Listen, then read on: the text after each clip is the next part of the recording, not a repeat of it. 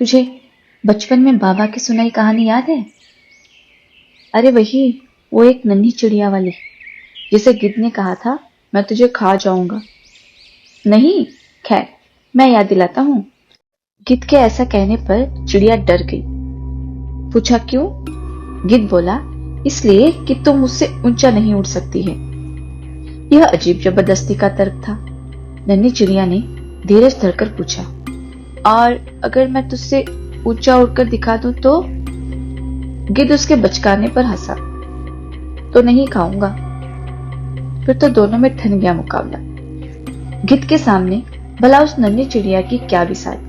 लंबे लंबे डैने फहराए और उड़ गया ऊपर, ऊपर और ऊपर और ऊपर। चिड़िया डर गई, फिर भी उसने धीरज न छोड़ा। ऐसे भी मरना है, वैसे भी मरना है, तो क्यों न मौत से दो दो हाथ करके ही मरूं। कम से कम मरने का मलाल तो नहीं रहेगा। फिर तो पूरी ताकत लगा दी उसने उड़ने में। लगा कि प्राण ही निकल जाएंगे।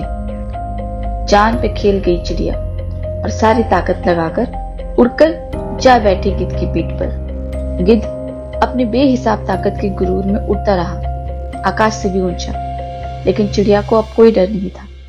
वह हर हाल में उससे ऊंचाई पर थी, मौत की पीठ पर ही जा बैठी थी जो। कहानी खत्म कर अपने सामने के मंजर को देखने लगी भूप। उन्होंने बीड़ी सुलगा ली, दो एक कश खींचे, फिर बोले, तो भूइला, इसी तरह मैं भी आ बैठा मौत की इस पीठ पर, उससे की जिसने मेरा सब कुछ निगल लिया था। धीरे धीरे मलबा हटाता रहा मां का। थोड़ी बहुत खेती शुरू की। अकेला अकेला लगा तो एक औरत ले आया नीचे से।